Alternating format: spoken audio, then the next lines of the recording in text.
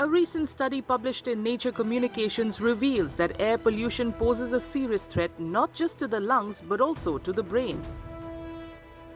Even minimal exposure can significantly impair cognitive function, affecting social interactions and daily activities.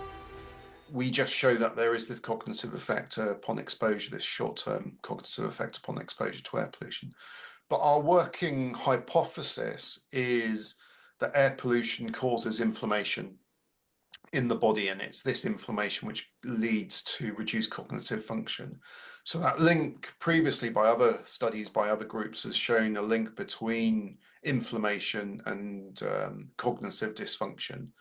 And so what we think is happening is the air pollution leads to inflammation in the body, and that inflammation leads to that cognitive slowdown. And so this is somewhat similar when we get a cold or other illnesses. Researchers from the University of Birmingham and Manchester found that volunteers exposed to high levels of PM 2.5 showed reduced selective attention and impaired emotional detection. So we saw that emotion expression discrimination was affected, and also selective attention ability. So selective attention is about whether you can focus on a task, a goal, and avoid distractions. And expression recognition is about whether you can interpret other people's emotions, so useful for personal emotion regulation as well. We think that working memory might have been robust to this effect.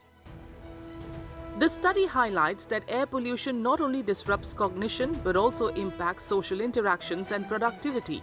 It impairs emotional recognition and decision-making, potentially leading to inappropriate behavior or decreased workplace focus. Experts warn that these cognitive declines could slow economic growth and hinder social and intellectual development, especially in high-polluted urban areas where cognitive skills are crucial. It has an impact on potentially learning at school, so educational outcomes, and also in the workplace, thinking about worker productivity, which all has economic consequences.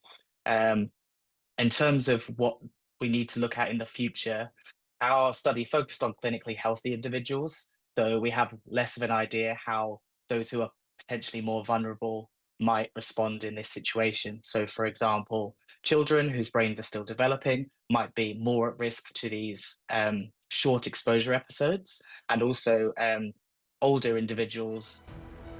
The research linking air pollution to cognitive decline underscores the urgent need for action and a re-evaluation of current air quality management. Prolonged exposure to pollutants like PM 2.5 is already associated with severe illnesses such as Alzheimer's and Parkinson's. To safeguard brain health, experts recommend minimizing exposure by avoiding high traffic areas and using air purifiers at a personal level.